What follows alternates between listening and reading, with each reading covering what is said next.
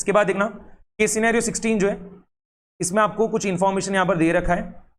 यहां पर ये जो टेबल में आपको इंफॉर्मेशन दिया है वही सिर्फ काम का है। मार्केट रिटर्न 7% भी रह सकता है, 25% भी रह सकता है। मार्केट रिटर्न जब 7% रहता है तो एग्रेसिव स्टॉक का रिटर्न 4% रहेगा और डिफेंसिव स्टॉक का रिटर्न 9% रहेगा।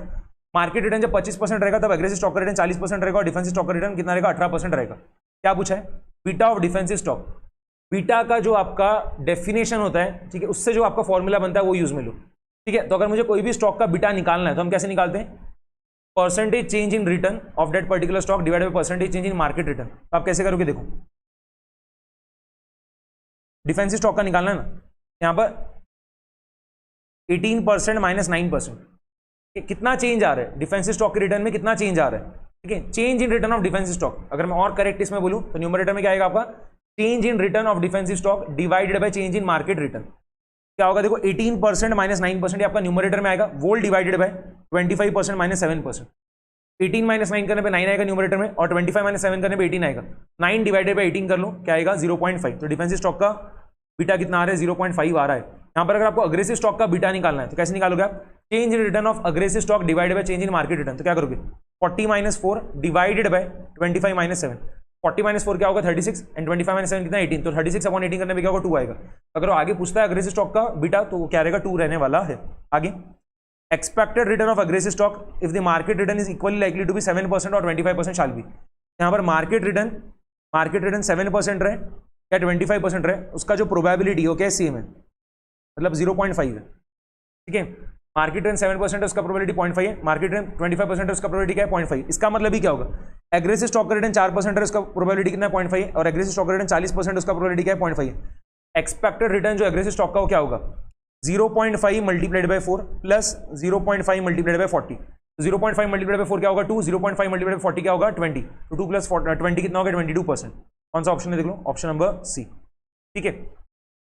अब आपको क्या करना है, डिफेंसिव स्टॉक का अल्फा निकालना है, ठीक है। और यहां पर कौन सा अल्फा की बात कर रहा है, कैरेक्टरिस्टिक लाइन का जो अल्फा होता है ना उसकी बात कर रहा है। तो यहां पर देखो आप कैसे करोगे, बहुत सिंपल तरीके से निकाल सकते हो। पहले आप क्या करो, एक्सपेक्टेड रिटर्न निकाल लो डिफेंसिव स्टॉक का। तो यहां पर देखो एक्सपेक्टेड रिटर्न आप कैसे निकालोगे डिफेंसिव स्टॉक का, 0.5 multiplied bye 9 plus 0.5 multiplied bye 18, ठीक है। तो 0.5 मल्टीप्लाइड बाय 9 करने पे क्या होगा 4.5 आएगा और 0.5 मल्टीप्लाइड बाय 18 करने पे क्या होगा 9 आएगा। 4.5 प्लस 9 करने पे क्या होगा 13.5% आ रहा है। हमने एक्सपेक्टेड रिटर्न निकाल लिया डिफेंसिव स्टॉक का, जो कि क्या हो रहा है 13.5% आ रहा है। कितना आ रहा है 13.5%। अब देखना एक्सपेक्टेड मार्केट रिटर्न भी आप निकाल लो। एक्सपेक्टेड मार्केट रिटर्न क्या रहेगा, 0.5 multiplied bye 7 plus 0.5 multiplied bye 25। तो 0.5 मल्टीप्लाइड बाय 7 कितना होगा 3.5 और 0.5 मल्टीप्लाइड बाय 25 कितना होगा 12.5।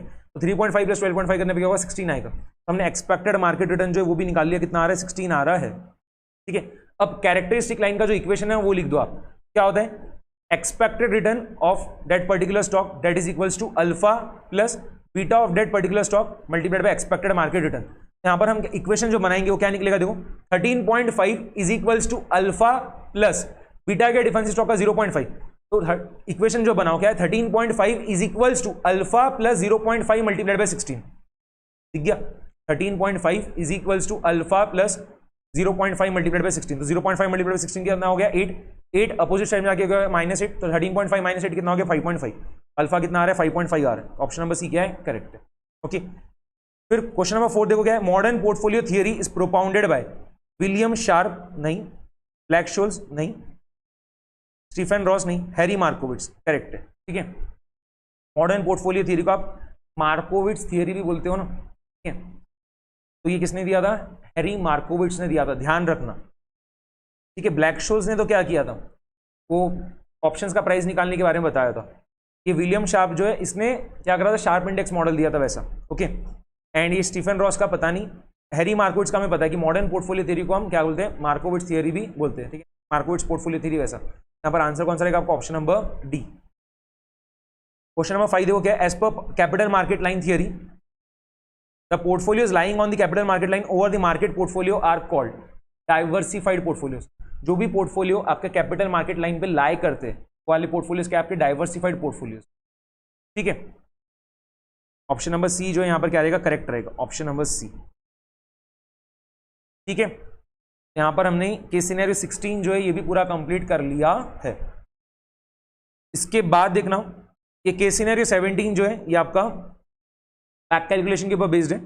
इसके ऊपर बेस्ड क्वेश्चन नवंबर 24 एग्जाम में आया भी था, एक बार फटाफट से रीड कर लो। Mister X on 1st of July 2021 during the initial offer of some mutual fund invested in 10,000 units having face value of ₹10 for each unit. On 31st of March 2022 the dividend paid by the mutual fund was 10% and Mr. X found that his annualized yield was 153.33%. ठीक है। On 31st of December 2023 20% dividend was given. On 31st of March 2024 Mr. X redeemed all his balance of 11,296.11 units when his annualized yield was 73.52%. आपको इतना पूरा information दे रखा है।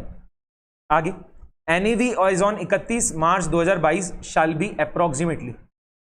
बहुत ज्यादा simple question है, कैसे पूरा बना रहे हैं देखना। तो यहां पर हमने स्टार्टिंग में जो है 1 जुलाई 2021 को जो है कितने यूनिट्स खरीदे, 10,000 यूनिट्स खरीदे, और क्या प्राइस पे खरीदे, एक यूनिट हमने 10 रुपए के भाव पे खरीदा है। इनिशियल इन्वेस्टमेंट जो हमने किया है, ठीक है, कितना अमाउंट हमने इनिशियली इन्वेस्ट किया वो हम निकाल लेंगे। तो क्या आएगा 10,000 मल्टीप्लाइड बाय 10 यानी कितना होगा 1 लाख आ जाएगा। समझ में आ गया, अमाउंट इनिशियली इन्वेस्टेड आपका निकल के आ गया। ओके, अब देखना 31 मार्च 2022 को क्या हो रहा है, म्यूचुअल फंड कंपनी डिविडेंड दे रही है, क्या रेट से, 10% के हिसाब से। ओके, यहां पर देखना डिविडेंड का जो पूरा मिला के अमाउंट है, ठीक है, एक यूनिट के पीछे कितना डिविडेंड है वो आप निकाल लो। तो फेस वैल्यू पर यूनिट कितना है 10 है और डिविडेंड का रेट कितना है 10% है, तो 10 मल्टीप्लाइड बाय 10% आप करोगे तो क्या होगा 1 आ जाएगा। ठीक है, डिविडेंड पर यूनिट जो है वो कितना आ रहा है 1 आ रहा है। यहां तक उम्मीद करता हूं आप लोग को पूरा समझ में आ गया होगा। अब देखो आपको 31 मार्च 2022 का जो है एनुअलाइज यील्ड दिया है, कितना है 153.33% है, 153.33%। अब आप देखना 1 जुलाई 2021 से 31 मार्च 2022 जो है इसमें कितना टाइम पीरियड है आपका, तो 1 जुलाई 2021 से 31 मार्च 2022 जो है इसमें क्या है 9 महीने आ रहे हैं, ठीक है, 9 मंथ्स आ रहे हैं। आपका एनुअलाइज यील्ड कितना है 153.33% है। तो अगर मुझे 9 मंथ्स का यील्ड चाहिए तो मैं कैसे निकालूंगा 153.33 मल्टीप्लाइड बाय 9/12। वही चीज देखो यहाँ पर हमने करा है, 9 मंथ्स का यील्ड निकाला, कितना आ रहा है 153.33 मल्टीप्लाइड बाय 9/12, ये करने पे आ रहा है 115%, ठीक है, 115%। अब यहां पर आप देखना जब हमने यूनिट्स खरीदे थे, ठीक है, मिस्टर एक्स ने जब 1 जुलाई 2021 को यूनिट्स खरीदा था तब क्या प्राइस पे उसने खरीदा था, 10 रुपए पे खरीदा था। अब क्या हो रहा है, जो हमारा 9 मंथ्स का यील्ड है वो कितना है 115% है, कितना 115% है। तब आप क्या करो 10 + 115% कर लो, ठीक, कैलकुलेटर पे कर लो, 10 + 115% कितना आगे 21.5 आ रहा है। बट म्यूचुअल फंड कंपनी क्या कर रही है, इसमें से कुछ अमाउंट तो इन्वेस्टर्स को बांट दे रही है डिविडेंड का बोल के, और डिविडेंड क्या रेट से दिया जा रहा है 10% के से दिया जा रहा है। तो डिविडेंड पर यूनिट जो है कितना आया था हमारा 1 रुपए का आया था, 10 मल्टीप्लाइड बाय 10% यानी क्या होता 1 रुपए का आया था, -1 कर दो तो 21.5 -1 करने में क्या हो रहा है 20.5 आ रहा है। कौन सा ऑप्शन करेक्ट है, ऑप्शन नंबर बी। ये शॉर्टकट है, ये जो मैंने अभी बताया आपको ये बहुत इजीली आप कर सकते हो। यहाँ पर हमने क्या करा, सबसे पहले आपको जो एनुअलाइज यील्ड दिया था 153.33%, उससे हमने क्या करा 9 मंथ्स का यील्ड निकाला। और हम 9 मंथ्स का यील्ड क्यों निकाल रहे हैं, क्योंकि 1 जुलाई 2021 से 31 मार्च 2023 के बीच में क्या 22 क्या है 1 जुलाई 2021 से 31 मार्च 2022 जो है इसके बीच में कितना हो रहा है 9 मंथ्स आ रहा है। ठीक है, हमने क्या करा 9 मंथ्स का यील्ड निकाल लिया जो कि कितना आ रहा है 153.33 मल्टीप्लाइड बाय 9/12 यानी कितना 115%। हमने स्टार्टिंग में यूनिट्स क्या प्राइस पे खरीदे थे, एक यूनिट हमने 10 रुपए का देके खरीदा था, एक यूनिट हमने 10 रुपए देके खरीदा था। तो अब एक यूनिट का जो प्राइस है 31 मार्च 2022 को कितना हो जाएगा 10 + 115% कितना आ रहा है 21.5। बट म्यूचुअल फंड कंपनी क्या कर रही है, एक यूनिट के पीछे कितने रुपए का डिविडेंड बांट दे रही है वो हमने निकाल लिया। तो डिविडेंड पर यूनिट कितना है 10 मल्टीप्लाइड बाय 10% यानी कितना 1, तो 21.5 में से आप क्या करोगे 1 लेस कर दो, कितना हो गया 20.5। ठीक है, बहुत सिंपल चीज है, ध्यान रखना सब। सेकंड क्वेश्चन देखो क्या है, total number of units as on 31 March 2022 shall be approximately. तो अब देखो एक यूनिट के पीछे 1 रुपए का डिविडेंड मिल रहा है और ऐसे हमारे पास में कितने यूनिट्स थे 10,000 यूनिट्स थे। तो पूरा मिला के हमें जो डिविडेंड मिला होगा वो कितना रहेगा 10,000 मल्टीप्लाइड बाय 1 यानी कितना 10,000 रुपीज। और ये जो डिविडेंड हमें मिल रहा है इसको हम क्या करेंगे फिर से री इन्वेस्ट कर देंगे। ये कैसे पता चला वही बता रहा हूं। हमारे पास में स्टार्टिंग में 10,000 यूनिट्स थे और बाद में आखिरी में हमने कितने यूनिट्स रिडीम किए 11,296.11 यूनिट्स। और इस टाइम पीरियड में ठीक है 1 जुलाई 2021 से 31 मार्च 2024 जो है इस दौरान हमने कोई भी नए यूनिट्स एक्वायर किए क्या नहीं। तो यहाँ पर जो यूनिट्स बढ़े हैं उसके पीछे का रीजन क्या रहेगा, जो भी डिविडेंड का पैसा हमें मिल रहा है उसको हम क्या कर रहे हैं तुरंत तभी के तभी री इन्वेस्ट कर दे रहे हैं और इस वजह से क्या हो रहा है हमारे नंबर ऑफ यूनिट्स बढ़ जा रहे हैं। ओके, तो यहाँ पर 31 मार्च 2022 को म्यूचुअल फंड कंपनी क्या कर रही है डिविडेंड दे रही है क्या रेट से 10% से। तो डिविडेंड पर यूनिट हमने निकाला 10 मल्टीप्लाइड 10% कितना आ रहा है 1 आ रहा है। तो 10,000 यूनिट्स पे पूरा मिला के जो डिविडेंड है कितना मिलेगा 10,000 मल्टीप्लाइड बाय 1 कितना होगा 10,000 रुपए। और ये 10,000 रुपए हम क्या कर रहे हैं री इन्वेस्ट कर दे रहे हैं। तो 10,000 रुपए जब हम री इन्वेस्ट करेंगे तो पूरे मिला के कितने नए यूनिट्स हमें मिलेंगे देखना क्या होगा। तो 31 मार्च 2022 को जो एनएवी पर यूनिट है कितना निकल गया 20.5। तो नए यूनिट्स जो मिलेंगे ठीक है डिविडेंड का अमाउंट री इन्वेस्ट करके जो हमें नए यूनिट्स मिलेंगे कितना रहेगा 10,000 डिवाइडेड बाय 20.5 कितना आ रहा है 487.80। अगर आप 2 डेसिमल प्लेसेस तक राउंडिंग ऑफ कर रहे हो तो 487.80। तो 31 मार्च 2022 को अब आपके पास में पूरे मिला के कितने यूनिट्स रहेंगे? 10,000 पहले के और 487.80 अभी के, कितना हो जाएगा? 10,487.80। कौन सा ऑप्शन है? ऑप्शन नंबर ए। सब आंसर यहां पर मैंने आपको लिख के दिया है। ओके, तो यहां पर देखो 10,000 आएगा आपका। न्यूमरेटर में हमने क्या करा? पूरा मिला के कितना डिविडेंड का अमाउंट मिल रहा है जिसको हम री इन्वेस्ट कर रहे हैं वो निकाल लिए। तो 1 यूनिट के पीछे 1 रुपए का डिविडेंड, 10,000 यूनिट्स पे क्या होगा? 10,000 रुपए का डिविडेंड आ जाएगा। Divided by NAV per unit कितना? 31 मार्च 2022 को 20.5। तो पूरा मिला के नए यूनिट्स कितना आएगा? 10,000 डिवाइडेड बाय 20.5। ठीक है, तो 487.80 आ रहा है। तो पूरे मिला के कितने यूनिट्स हो जाएंगे? अब 10,000 प्लस 487.80 कितना? 10,487.80। इसके बाद dividend as on 31 March 2023 shall be. यहां पर देखो 31 मार्च 2023 को क्या हो रहा है? 20% डिविडेंड वॉज गिवन। तो यहाँ पे डिविडेंड पर यूनिट कितना आएगा? 10 मल्टीप्लाइड बाय 20%, कितना? 2 रुपए। और 31 दिसंबर 2023 को डिविडेंड देने के पहले तक कितने यूनिट्स थे? म्यूचुअल फंड कंपनी जो डिविडेंड दे रही है उसके पहले तक ये जो मिस्टर एक्स है उसके पास कितने यूनिट्स थे? 10,487.80। तो पूरा मिला के जो उसको डिविडेंड का अमाउंट मिलेगा वो कितना रहेगा? 1 यूनिट के पीछे 2 रुपए का डिविडेंड। तो 10,487.80 यूनिट्स पे कितना डिविडेंड आएगा? 10,487.80 मल्टीप्लाइड बाय 2, वही लिखा है 10,487.8 मल्टीप्लाइड बाय 2, क्योंकि 10 मल्टीप्लाइड बाय 20% करने में 2 आएगा ना। तो 10,487.8 मल्टीप्लाइड बाय 2 करने पे क्या होगा? 20,975.60 आ जाएगा। तो ऑप्शन नंबर सी क्या आ रहा है? करेक्ट आ रहा है। क्वेश्चन नंबर 4 देखना, NAV as on 31 March 2023 shall be approximately. यहां पर देखो अब जो डिविडेंड का अमाउंट मिला 31 दिसंबर 2023 को, मैंने पहले भी अगर 31 मार्च बोला तो करेक्ट कर लेना। यहां पर क्या? 31 दिसंबर 2023 को, या फिर यहां पर 31 मार्च ही होना चाहिए क्योंकि वो एनएवी आपको कब का पूछ रहा है? 31 मार्च का पूछ रहा है। तो यहां पर कुछ प्रिंटिंग मिस्टेक है, इसको आप करेक्ट कर लो कि दिसंबर नहीं लिखा होना चाहिए था, यहां पर मार्च ही होना चाहिए था। ठीक है, तो अब 31 मार्च 2023 को देखना, 31 मार्च 2023 को पूरा मिला के जो डिविडेंड का अमाउंट है वो कितना मिला है? 20,975.6 रुपीज। मिस्टर एक्स को 31 मार्च 2023 को पूरा मिला के जो डिविडेंड का अमाउंट है वो कितना मिला है? 20,975.6 रुपीज। उसको क्या करेगा? री इन्वेस्ट कर देगा। ठीक है, अब हमें पता नहीं कि 31 मार्च 2023 को एनएवी पर यूनिट क्या, तो हमने उसको क्या करा? वाई मान लिया। तो वो डिविडेंड का अमाउंट री इन्वेस्ट करने पे नए यूनिट्स कितने मिलेंगे? 20,975.6 divided by y, 20,975.6 divided by y. पहले से कितने यूनिट्स थे? 10,487.8। तो अब पूरे मिला के कितने यूनिट्स रहेंगे? पुराने यूनिट्स और अभी के नए यूनिट्स। तो 10,487.8 प्लस 20,975.6 डिवाइडेड बाय वाई। अब देखो क्या हो रहा है? 31 मार्च 2024 को पूरे मिला के कितने यूनिट्स रिडीम कर रहा है मिस्टर एक्स? 11,296.11 यूनिट्स।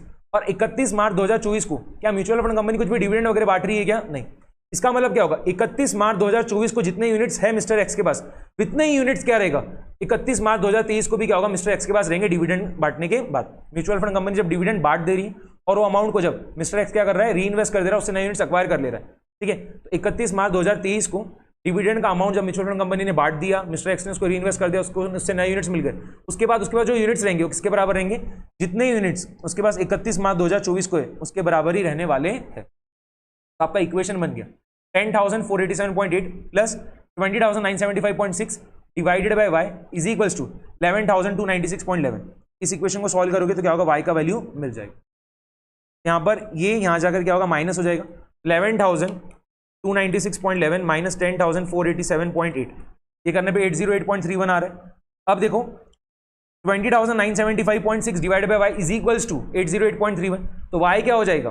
वाई क्या हो जाएगा यहाँ पर? 20,975.6 डिवाइडेड बाय 808.31 कितना आ रहा है? 25.9499 आ रहा है। अगर आप 2 डेसिमल प्लेसेस राउंडिंग ऑफ कर रहे हो तो क्या आएगा? 25.95 आएगा। कौन सा ऑप्शन? ऑप्शन नंबर सी। बहुत सिंपल है, सिर्फ मैथ्स अप्लाई करना और कुछ नहीं। ओके, फिफ्थ क्वेश्चन देखो क्या है? NAV as on 31 March 2024 shall be approximately. यहां पर आप देखो आपको 31 मार्च 2024 को जो है एनुअलाइज यील्ड दे रखा है, कितना है? 73.52%। अब देखो आप 1 जुलाई 2021 से लेके 31 मार्च 2024 तक पूरा मिला के कितना टाइम पीरियड होगा? यहां पर हो जाएगी आपके पूरे मिला के 33 मंथ्स। आप कैलकुलेट करके देख लो, 2021 के 6 महीने, 2022 के पूरे 12 महीने, 2023 के पूरे 12 महीने और 2024 के क्या है? 3 महीने। 6 + 12 + 12 + 3, ये करने में क्या होगा? 33 आएगा। 33 मंथ्स यानी कितना ईयर्स? 33.12 यानी कितना? 2.75 ईयर्स। एनुअलाइज यील्ड जो है कितना है? 73.52% है। तो होल्डिंग पीरियड यील्ड जो है वो क्या रहेगा? 73.52%। तो पर एनम है ना, तो अगर मुझे 2.75 ईयर्स का पूरा जो होल्डिंग पीरियड है उसका यील्ड चाहिए तो मैं क्या करूंगा? 73.52 मल्टीप्लाइड बाय 2.75। कोई चीज देखो यहां पर मैंने कर रखा है 73.52 मल्टीप्लाइड बाय 2.75, ये करने पे क्या हो रहा है 202.18% आ रहा है। ओके अब देखना होल्डिंग पीरियड यील्ड का जो फॉर्मूला है, होल्डिंग पीरियड यील्ड का जो फॉर्मूला रहेगा डिविडेंड रीइन्वेस्टमेंट प्लान में, वो क्या रहेगा आपका, जो भी यूनिट्स का वैल्यू है आखिरी में, ठीक है, तो 31 मार्च 2024 को जो भी यूनिट्स का वैल्यू रहेगा वो माइनस 1 जुलाई 2021 को जो हमने अमाउंट इनिशियल इन्वेस्ट किया था वो divided by amount initial invested multiplied by 100। यहां पर देखो क्या होगा, जो होल्डिंग पीरियड यील्ड है उसको हम 202.18 लिख दे रहे हैं, इज इक्वल्स टू ये जो 11,296.11 यूनिट्स हमारे पास में 31 मार्च 2024 को, इसका पूरा मिला के जो वैल्यू हो क्या रहेगा हमें पता नहीं है, क्योंकि हमें एनएवी पर यूनिट नहीं पता। 31 मार्च 2024 को जो एनएवी पर यूनिट है हमें पता नहीं, तो उसको हमने क्या करा पी मान लिया। तो 11,296.11 यूनिट्स का जो वैल्यू है वो क्या होगा 11,296.11 मल्टीप्लाइड बाय पी, वही चीज देखो लिख रखी है, माइनस अमाउंट इनिशियल इन्वेस्टेड कितना है 1 लाख है, whole divided by amount initial invested कितना 1 लाख मल्टीप्लाइड बाय 100। अब इसको जब आप सॉल्व करोगे तो क्या होगा, आपको पी का वैल्यू मिल जाएगा। तो यहाँ पर ये 2 0 कैंसिल आउट हो जाएंगे। अब ये जो 1000 बचेगा ये यहाँ जाके मल्टीप्लिकेशन में आ जाएगा, तो देखो 202.18 मल्टीप्लाइड बाय 1000, ये कितना आ गया आपका 2,02,180 आ रहा है। अब ये -1 लाख यहाँ जाके क्या होगा +1 लाख हो जाएगा, ये भी कर लिया तो कितना हो गया 3,02,180, और 11,296.11 यहाँ जाके क्या होगा डिवीजन में आ जाएगा, तो डिवाइड कर दो 11,296.11 से, कितना आ रहा है 26.75 आ रहा है। अगर आप 2 डेसिमल प्लेसेस निकाल रहे हो तो कितना आ रहा है 26.75। ये सब क्वेश्चंस आपको एग्जाम में पूछ सकता है, वो 6 मार्क 8 मार्क के लिए डिस्क्रिप्टिव पार्ट में भी। ओके केस सिनेरियो 18 जो इसको देख लो एक बार फटाफट से। Asset management company of the mutual fund has declared a dividend of 9.98% on the units under the dividend reinvestment plan for the year ended 31 March 2021. The investors are issued additional units for the dividend at the rate of closing NAV for the year as per the conditions of the scheme. The closing NAV was 24.95 rupees as on 31 March 2021. An investor, Mr. X, who is having 20,800 units at the year end, has made an investment in the units before the declaration of the dividend at the rate of opening NAV plus an entry load of 0.04 rupees. The NAV is appreciated by 25% during the year. Assume the face value of unit is 10 rupees. पहला question क्या है, the opening NAV of the asset management company shall be, तो यहां पर आप देखना year and पे, ठीक है, ईयर एंड पे 31 मार्च 2021 को जो NAV पर यूनिट है कितना दिया 24.95 दे रखा है, और क्या बोला है NAV जो है वो 25% से अप्रिशिएट हुआ है। अगर मैं ओपनिंग NAV को x मान लेता हूं, ठीक है, तो क्लोजिंग NAV कैसे निकलेगा, ओपनिंग NAV क्या हो रहा है 25% से बढ़ जा रहा है, ठीक है, ओपनिंग NAV जो है क्या हो रहा है 25% से बढ़ जाता है, x plus 25% of x is equals to क्या होगा 24.95, है ना 24.95। अब यहां पर आप देखना ये क्या होगा 25% ऑफ x क्या होगा 0.25x होगा, x प्लस 0.25x क्या हो जाएगा 1.25x is equals to 24.95। x जो है वो क्या आ जाएगा 24.95 डिवाइडेड बाय 1.25। अब इतना लिखने की जरूरत नहीं है ना, आप थोड़ा अगर सोचोगे तो ओरली हो जाएगा। क्या करना पड़ेगा आपको 24.95 है क्लोजिंग NAV पर यूनिट आपको 24.95 दिया, डिवाइडेड बाय क्या करो डायरेक्टली 125% कर दो, तो 24.95 डिवाइडेड बाय 125% करोगे तो भी आंसर क्या होगा सेम ही आएगा, कितना आ रहा है 19.96। ओपनिंग NAV पर यूनिट जो है कितना है 19.96 है, बहुत ही सिंपल क्वेश्चन है। इसके बाद the number of units purchased shell be. अब यहां पर देखना ये वाले क्वेश्चन का आंसर हम कैसे निकालेंगे, तो यहां पर ये वाले पार्ट को एक बार मैं इरेज कर दे रहा हूं। यहां पर देखना क्या बोला है ईयर एंड पे, ईयर एंड पे क्या हो रहा है म्यूचुअल फंड कंपनी क्या कर रही है डिविडेंड डिक्लेयर कर रही है, और वो डिविडेंड का अमाउंट जो भी मिल रहा है इन्वेस्टर्स को क्या करे फिर से रीइन्वेस्ट कर दे रहे, उससे क्या करे नए यूनिट्स उनको मिल जाएंगे। तो डिविडेंड का रेट क्या है पहले तो 9.98% है, and face value per unit कितना है 10 है। यहां पर मैंने पहले तो ये मान लिया कि हमने स्टार्टिंग में जो यूनिट्स खरीदे वो कितने x यूनिट्स खरीदे, हमने स्टार्टिंग में जो पूरे मिला के यूनिट्स खरीदे, ठीक है, वो कितने यूनिट्स खरीदे हमने x यूनिट्स खरीदे। तो ये x यूनिट्स के ऊपर हमें जो डिविडेंड मिलेगा वो कितना रहेगा, तो पहले तो आप डिविडेंड पर यूनिट निकाल लो, तो डिविडेंड पर यूनिट जो है कैसे निकलेगा देखो, तो फेस वैल्यू पर यूनिट कितना 10 है मल्टीप्लाइड बाय 9.98%, ये क्या हो जाएगा आपका डिविडेंड पर यूनिट हो जाएगा। एक यूनिट पे इतना डिविडेंड मिलने वाला है, x यूनिट्स पे कितना डिविडेंड मिलेगा multiplied by x, 10 multiplied bye 9.98% multiplied by x, ठीक है। अब इतना डिविडेंड का अमाउंट जो मिलेगा उसको हम क्या करेंगे फिर से रीइन्वेस्ट कर देंगे और उससे नए यूनिट्स एक्वायर करने वाले। अब देखना 31 मार्च 2021 को जो क्लोजिंग NAV है वो कितना है 24.95 है, तो ये डिविडेंड का अमाउंट हमने रीइन्वेस्ट किया और उससे पूरे मिला के जो हमें नए यूनिट्स मिलेंगे वो रहेंगे इतने रहेंगे जो अभी मैंने हाईलाइट किया 10 multiplied bye 9.98% multiplied by x divided by 24.95, और हमने स्टार्टिंग में x यूनिट्स खरीदे थे, तो x प्लस ये हमने स्टार्टिंग में यूनिट्स खरीदे थे और ये डिविडेंड का अमाउंट रीइन्वेस्ट करके जो हमने नए यूनिट्स एक्वायर किए वो this should be equals to what 20,800। इसको आप सॉल्व करोगे क्या होगा आपको x का वैल्यू मिल जाएगा। ओके ठीक है कि नहीं, तो पहले आप क्या करो फटाफट से इसका वैल्यू निकाल लो, तो 10 देखो क्या आ रहा है 10 मल्टीप्लाइड बाय 9.98% डिवाइडेड बाय 24.95, ये 0.04 आ रहा है, तो x प्लस 0.04x, ये करने पे क्या होगा 1.04x हो जाएगा, इक्वल टू 20,800। तो x का वैल्यू क्या होगा 20,800 डिवाइडेड बाय 1.04 आ रहा है 20,000 आ रहा है। मेरे ख्याल से यही पूछा था ना, the number of units purchased, हमने स्टार्टिंग में कितने यूनिट्स परचेज किए उसको हमने x माना था, कितना आ रहा है 20,000 आ गया वो, ठीक है। तो ऑप्शन नंबर डी क्या करेक्ट है। यहाँ पर मैंने देखो सब चीज़ का आपको आंसर वहाँ की वहीं लिख के दिया है, ये सिर्फ समझाने के लिए, इसके लिए मैं यहाँ पर आपको फिर से लिख के बता रहा हूँ। ये क्वेश्चंस सब आपके बैक कैलकुलेशन वाले क्वेश्चंस हैं, बट बहुत ही ज़्यादा सिंपल है। इसके बाद देखना, original amount of the investment shall be, ये आप कैसे निकालोगे। तो स्टार्टिंग में हमने क्या करा 20,000 यूनिट्स खरीदे, and opening NAV per unit कितना था 19.96, और जब हमने यूनिट्स खरीदे थे तब एंट्री लोड भी लगा था, एक यूनिट के पीछे कितना 0.04 रुपीज़, तो हमने एक यूनिट के पीछे पूरा मिला के कितना रुपया दिया होगा 19.96 प्लस 0.04, ठीक है। तो कितना आ रहा है 20 रुपीज़ आ रहा है, और ऐसे हमने 20,000 यूनिट्स खरीदे, क्या हो जाएगा 20 मल्टीप्लाइड बाय 20,000, ये करने में क्या हो रहा है 4 लाख आ रहा है। कौन सा ऑप्शन करेक्ट है, ऑप्शन नंबर ए, ठीक है। नेक्स्ट क्वेश्चन देखना, which of the following statement about expense ratio is oblique are incorrect, it is the percentage of income that is spent to run a mutual fund, गलत, ये वाला statement गलत है, ठीक है।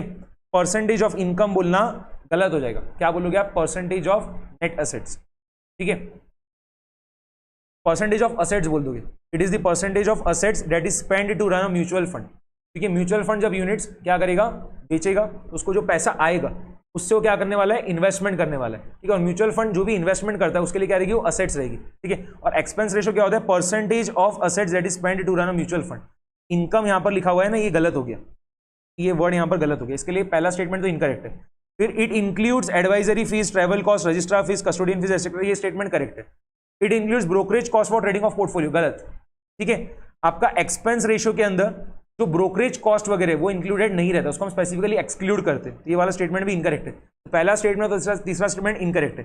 फिर high expense ratio can seriously undermine the performance of mutual fund scheme, ये वाला स्टेटमेंट भी करेक्ट है। अगर कोई म्यूचुअल फंड का एक्सपेंस रेशियो ज्यादा है, ठीक है, तो उसका जो नेट रिटर्न है क्या होगा कम आएगा, तो उससे क्या हो रहा है म्यूचुअल फंड का परफॉर्मेंस खराब हो रहा है, वैसा, ओके। यहाँ पर देखो कौन कौन से स्टेटमेंट इनकरेक्ट है वही हमें बताना, तो पहला और तीसरा स्टेटमेंट इनकरेक्ट है, कौन सा ऑप्शन करेक्ट रहेगा, option number B, okay. Fifth question देखो क्या है, dash considers and use downside deviation instead of total standard deviation in denominator, ध्यान रखना, ठीक है। यहां पर क्या होता है, ये सॉर्टिनो रेशियो होता है। देखो शार्प रेशियो में हमें पता है क्या चीज आएगी, शार्प रेशियो का जो आपका फॉर्मूला है वो आपको पता है, ट्रेनर रेशियो का जो फॉर्मूला आपको पता है, शार्प रेशियो का फॉर्मूला क्या होता है RP minus RF divided by sigma P, trainer ratio क्या होता है RP minus RF divided by beta P, ठीक है। एक्सपेंस रेशियो अभी हमने देखा क्या होता है percentage of assets that is spent to run mutual fund, एक यही तो बचा Sortino ratio, option number D यहां पर करेक्ट आएगा, ओके। तो अगर हम टोटल स्टैंडर्ड डिविएशन जो है उसके जगह हम क्या कर रहे हैं, जो डाउनसाइड डिविएशन है वो यूज में ले रहे हैं डिनोमिनेटर में, वहां पर हम कौन सा रेशियो निकाल रहे हैं सॉर्टिनो रेशियो निकाल रहे हैं, ऑप्शन नंबर डी करेक्ट आएगा। सिनेरियो 19 जो है मेरे को आपको ये पूरा इंफॉर्मेशन दे रखा है, क्या पूछा है, सबसे पहले expected price of share of X limited at the end of 4 month shall be, कैसे निकालोगे, एक्सपेक्टेड शेयर प्राइस निकालना है तो कैसे निकलेगा summation of probability multiplied by share price, खत्म। क्या करोगे आप 120 multiplied by 0.05 plus 140 multiplied by 0.2 plus 160 multiplied by 0.5 plus 180 multiplied by 0.1 plus 190 multiplied by 0.15, वही चीज यहां पर देखो मैंने पूरी लिख रखी, इसको जब आप सॉल्व करोगे तो कितना आएगा 160.50 आ जाएगा, ठीक है। कैलकुलेशन में हम टाइम वेस्ट नहीं कर रहे।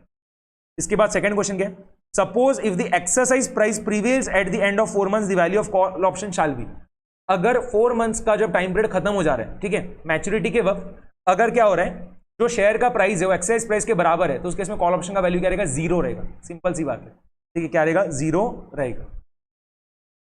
इसके बाद in case the option is held to its maturity expected value of the call option shall be, कैसे करेंगे देखना, अगर मैच्योरिटी पे जो शेयर प्राइस 120 रहता है तो उस केस में आप देखो कॉल ऑप्शन को हम एक्सरसाइज कर पाएंगे कि नहीं, तो कॉल ऑप्शन का यहां पर जो आपका एक्सरसाइज प्राइस है वो क्या है देखना, कॉल ऑप्शन का यहां पर जो आपका एक्सरसाइज प्राइस है कितना है 150 है, ठीक है।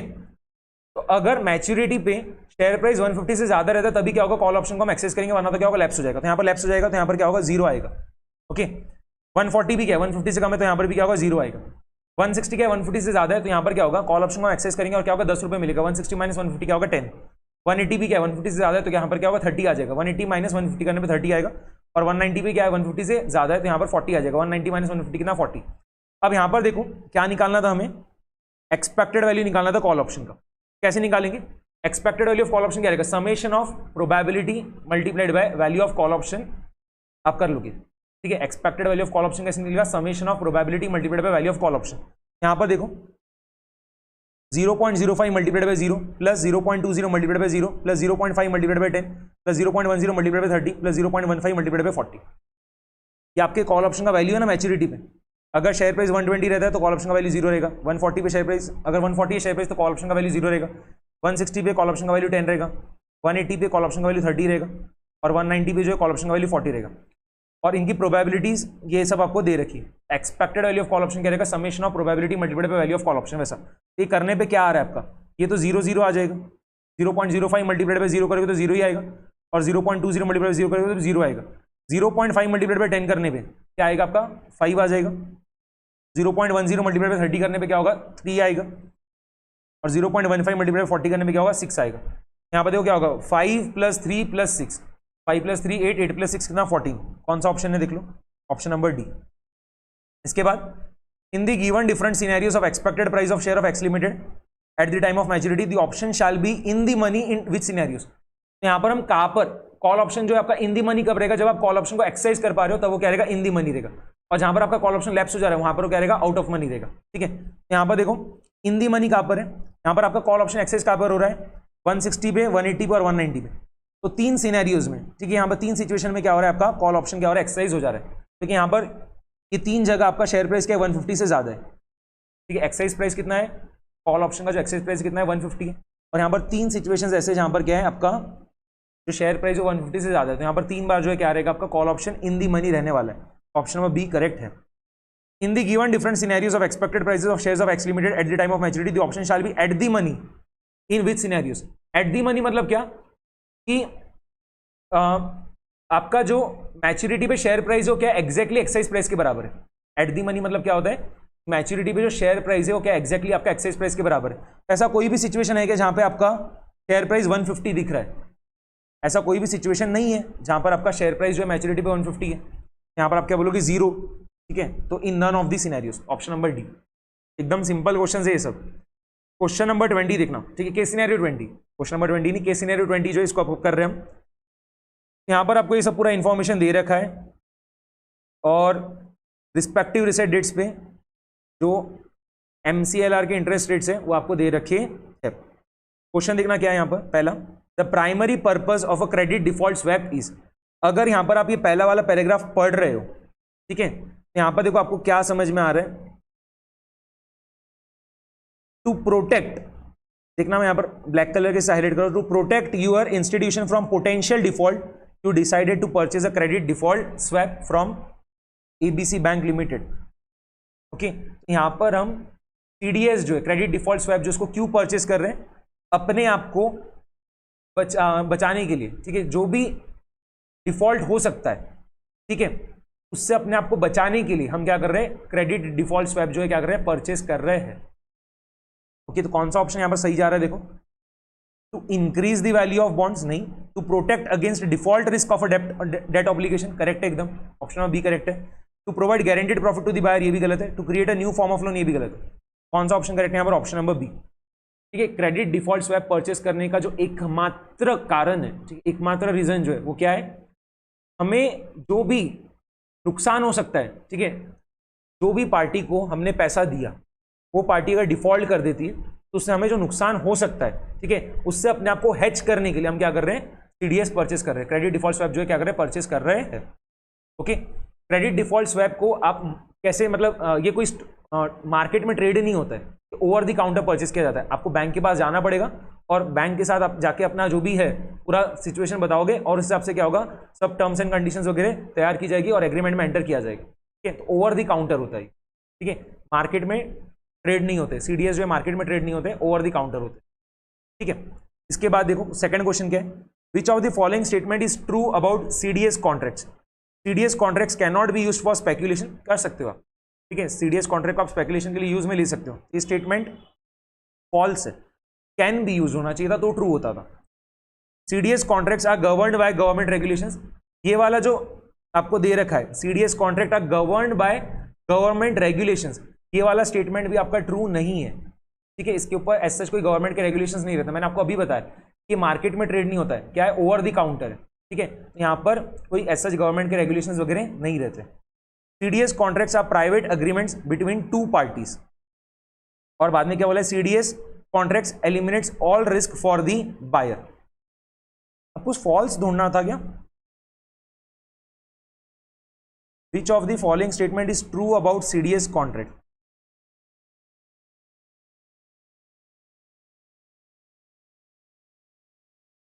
यहां पर बराबर नहीं दिया है आपको, ये वाला जो क्वेश्चन नंबर 2 है ये बराबर से फ्रेम करके नहीं दिया है। यहां पर जो आपका आंसर आना चाहिए था, या फिर यहां पर मैंने गलती से ये टिक करा है, इसका आंसर आप सही करना है, इसका आंसर सी आना चाहिए। ठीक है, क्योंकि ऑप्शन नंबर डी गलत क्यों रहेगा वो बता दे रहा हूं मैं आपको। क्वेश्चन बराबर ही फ्रेम है, मेरे ख्याल से मैंने गलत आंसर टिक कर दिया था। ऑप्शन नंबर डी गलत क्यों रहेगा उसके पीछे का रीजन दे रहा हूँ। सीडीएस कॉन्ट्रैक्ट से सिर्फ आप डिफॉल्ट रिस्क जो है ना उसको ही हेज कर पाओगे, आपकी सभी की सभी रिस्क कैंसिल आउट नहीं होगी। मैंने बोला CDS contracts eliminate all risk for the buyer. ठीक है, तो ये क्या है, ये स्टेटमेंट भी फॉल्स है। आप सभी की सभी रिस्क को एलिमिनेट नहीं कर सकते, सिर्फ डिफॉल्ट रिस्क को आप एलिमिनेट कर पाओगे। ये करेक्ट है। ओवर द काउंटर मैंने आपको बोला ना, CDS contracts are private agreements between two parties, ये एकदम करेक्ट है। ठीक है, ऑप्शन नंबर सी करेक्ट रहेगा, डी नहीं रहेगा, उसको सही कर लेना बस, क्वेश्चन करेक्ट है वरना। थर्ड देखो, which organization publishes the guidelines and rules for conducting credit default swap transactions? अब ये तो फैक्ट बेस्ड क्वेश्चन है, आपको ध्यान रखना पड़ेगा।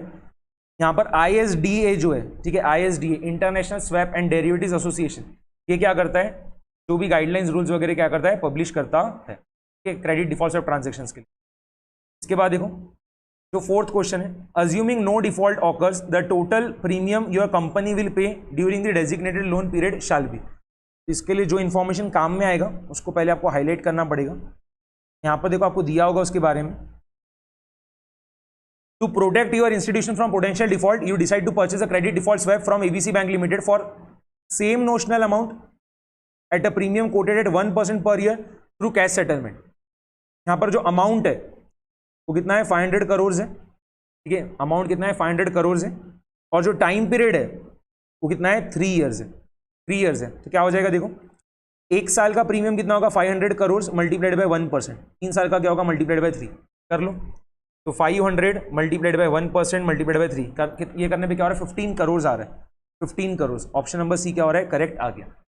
इसके बाद suppose if the lender defaults somewhere in the beginning of 3rd year of loan after payment of interest up to 2 years and the market value of reference loans falls to 75% of its par value, then ABC Bank will pay your company dash in a cash settlement।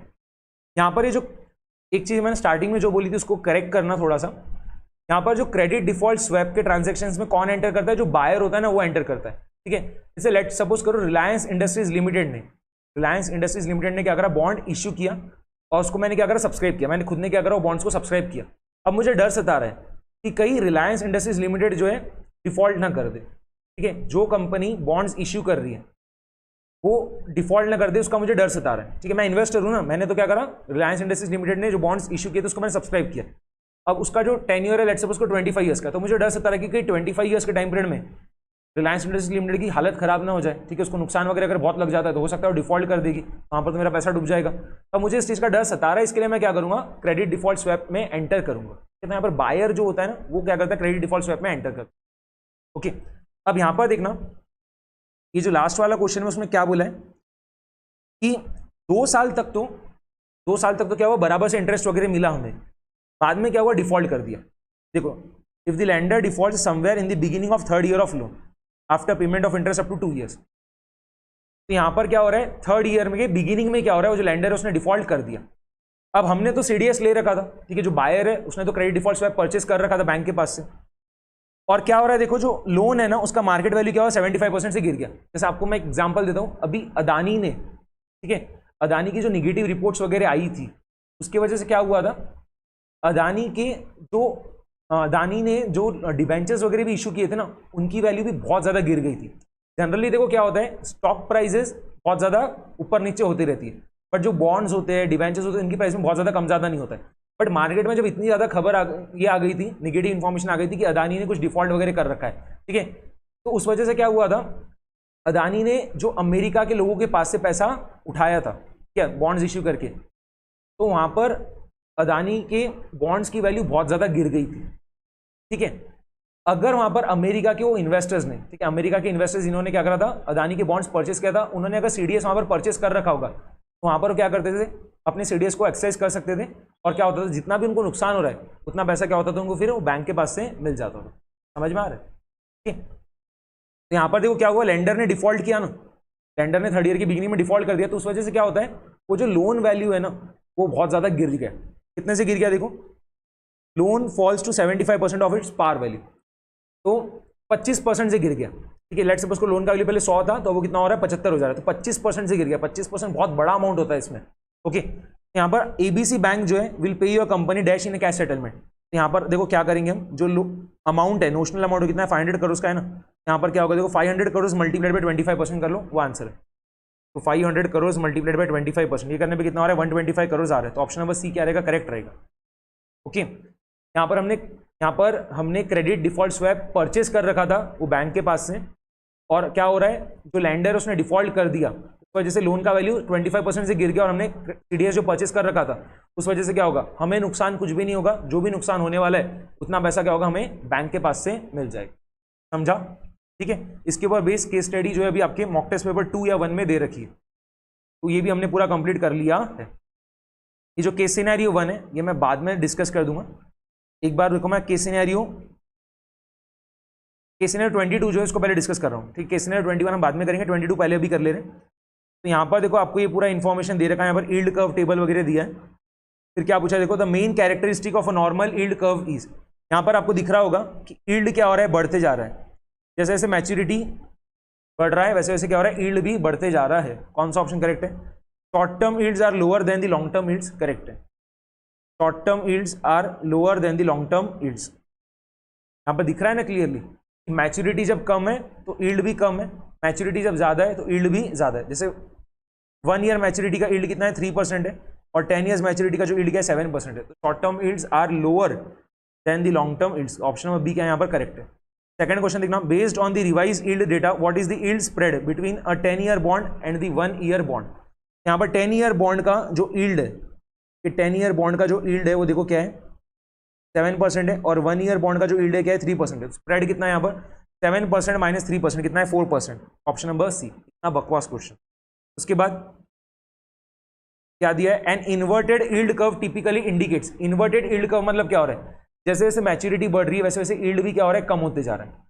Inverted yield curve मतलब क्या हो रहा है, जैसे जैसे maturity बढ़ रहा है वैसे वैसे यील्ड भी क्या हो रहा है, कम होते जा रहा है। यहाँ पर आपका डायग्राम कुछ इस तरीके से रहेगा, आपको दिख रहा होगा मैच्योरिटी बढ़ने पर यील्ड क्या हो रहा है, कम होते जा रहा है, ठीक है, डाउनवर्ड स्लोपिंग है वैसा। तो यहाँ पर आपको क्या चीज समझ में आ रही है कि लोग क्या कर रहे हैं, लॉन्ग टर्म के लिए पैसा इन्वेस्ट ही नहीं कर रहे, ठीक है। क्योंकि लॉन्ग टर्म में हम पैसा क्यों नहीं इन्वेस्ट कर रहे, क्योंकि यहाँ पर हमें डर सता रहा है, ठीक है। हमें ऐसा लग रहा है कि वो जो इकोनॉमी है वो ग्रो नहीं करेगी, वो रिसेशन में चल जाएगी, ठीक है, इकोनॉमी में डिक्लाइन आ रहा है, हमें ऐसा लग रहा है, इस वजह से हम क्या कर रहे हैं, शॉर्ट टर्म के लिए पैसा इन्वेस्ट कर रहे हैं। और इस वजह से ही तो क्या हो रहा है, जो शॉर्ट टर्म मैच्योरिटी वाले बॉन्ड्स है उनका इंटरेस्ट रेट, उनका यील्ड क्या है ज्यादा है, और लॉन्ग टर्म मैच्योरिटी वाले बॉन्ड्स का इंटरेस्ट रेट क्या है, कम है। इन्वर्टेड यील्ड कर्व में वही चीज दिख रहा है ना कि लॉन्ग टर्म मैच्योरिटी वाले बॉन्ड्स का यील्ड कम है और शॉर्ट टर्म मैच्योरिटी वाले बॉन्ड्स का यील्ड क्या है, ज्यादा है। और यहाँ पर लोग लॉन्ग टर्म में पैसा इन्वेस्ट करना क्यों नहीं चाहते हैं, क्योंकि उनको क्या लग रहा है, वो पेसिमिस्टिक है, उनको ऐसा लग रहा है कि इकोनॉमी में डाउन टर्न आएगा, इकोनॉमी अभी डिक्लाइन मोड में, इकोनॉमी रिसेशन आने वाला है, ठीक है।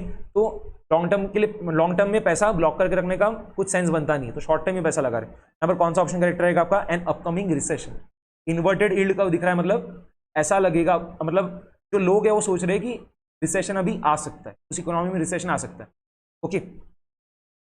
फोर्थ क्वेश्चन देखना, if an investor is looking to invest for 2 years starting 3 years from now the forward rate he would expect shall be. अब यहाँ पर जो फॉर्मूला है वो होता है, आपको यूज में लेना पड़ेगा।